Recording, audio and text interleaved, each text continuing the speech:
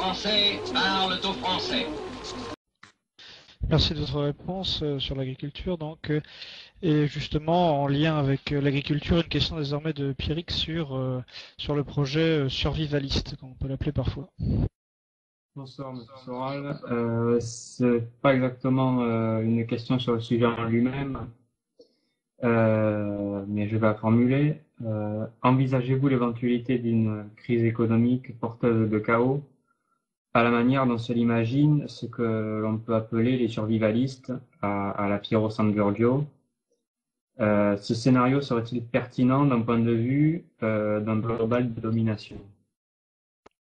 Déjà, Piero San Giorgio est membre d'Égalité et Réconciliation. Nous vendons son livre sur contre-culture et pour ceux qui ont lu son livre, il y a beaucoup de choses dans son livre qui rejoignent mes analyses et qui extrapolent à partir de mes analyses.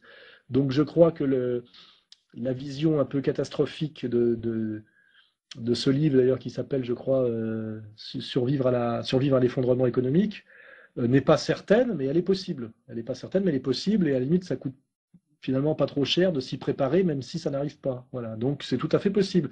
Moi, je ne fais pas partie des gens très naïfs qui vous disent il n'y aura pas d'embargo sur le pétrole iranien parce que les gens ne sont pas assez fous pour pousser les Iraniens à bloquer le détroit d'Ormuz, parce que la 5e flotte américaine s'engagerait et ça serait le début de la 3e guerre mondiale. Et moi, je réponds à ces gens-là, bien c'est sûr, nos dirigeants ne sont pas assez fous, c'est pour ça qu'il n'y a jamais eu de guerre mondiale et qu'il n'y a jamais eu de guerre, vous voyez.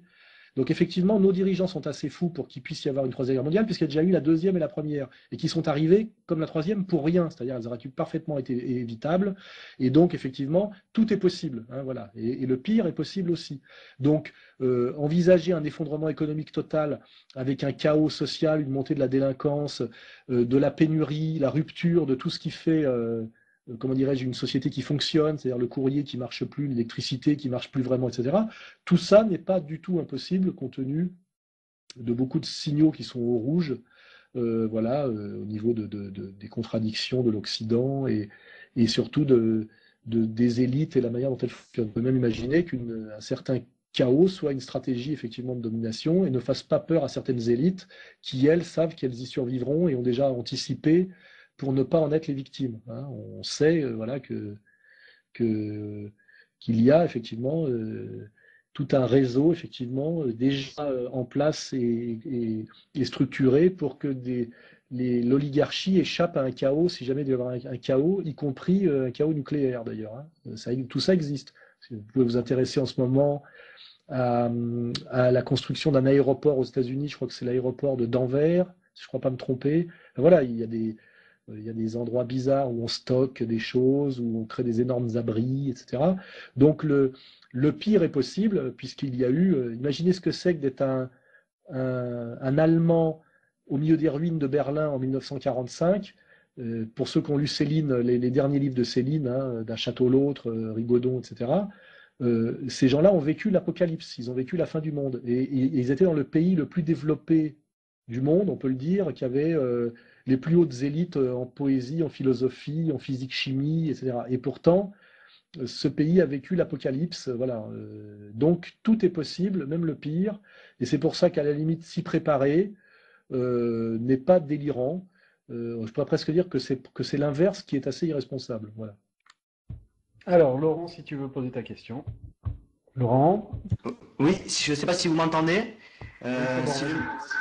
Si le micro marche, j'avais une question en fait par rapport à l'action qu'Alain Soral développait tout à l'heure.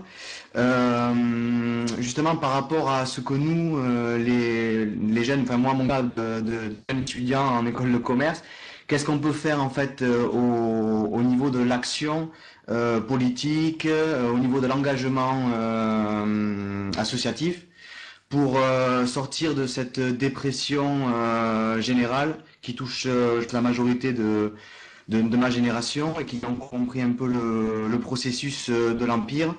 Donc voilà, quelles sont selon lui les actions les plus efficaces à mener, comment on peut s'organiser entre nous et voilà, qu'est-ce qui est le plus efficace selon lui? Merci de sa réponse. Je dirais malheureusement, il n'y a pas de... Je sais que quand on est jeune, on aimerait bien que les choses se passent vite, vite et fort et maintenant.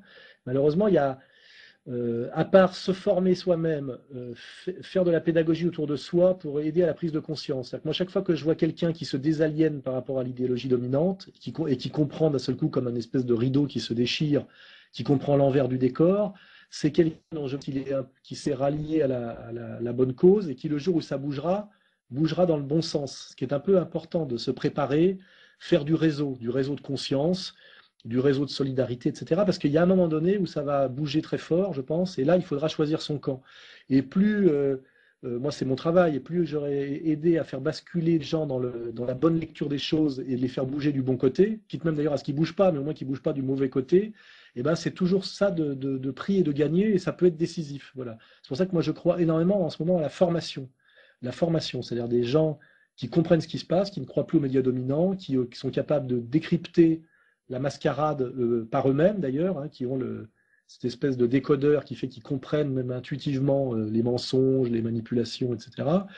Et qui, le moment venu, bougeront intelligemment. Et puis que ces gens-là, effectivement, fassent je dirais, arrivent à aider à la prise de conscience autour d'eux, que ça crée aussi des solidarités. Voilà, moi, je vis comme ça depuis des années, c'est-à-dire que je fréquente que des gens qui ont compris. Voilà, ce qui est déjà beaucoup moins déprimant que de se retrouver au milieu de gens qui n'ont rien compris. Et dès que vous abordez un sujet, vous entendez toutes les bêtises insupportables. C'est terriblement éprouvant et fatigant.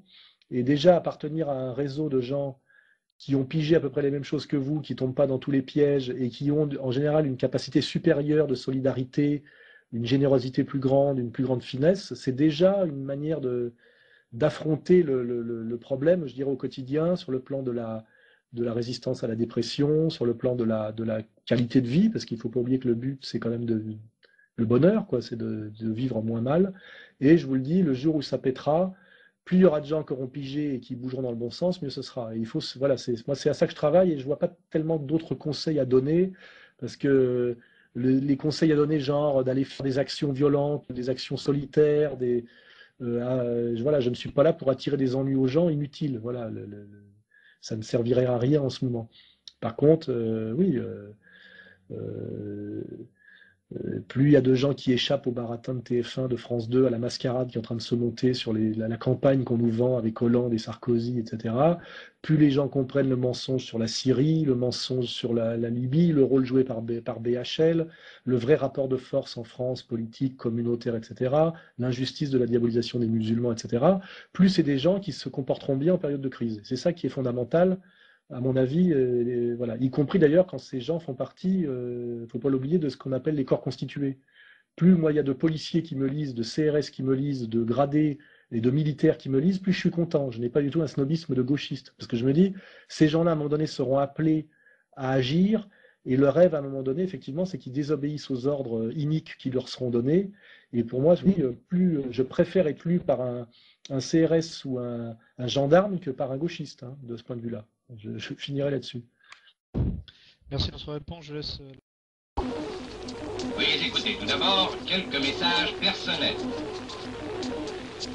Gabriel garde l'anonyme. Le manchot la serre dans ses bras. Nous disons, le manchot la serre dans ses bras 2 fois. Le fantôme n'est pas bavard.